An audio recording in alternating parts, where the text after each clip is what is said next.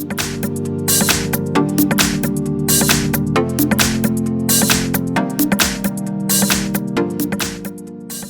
I have Motorola One, and let me show you how to find IMEI number on the following device.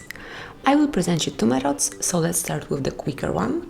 So at first open the phone dialer and then enter a secret code, which is *#06#.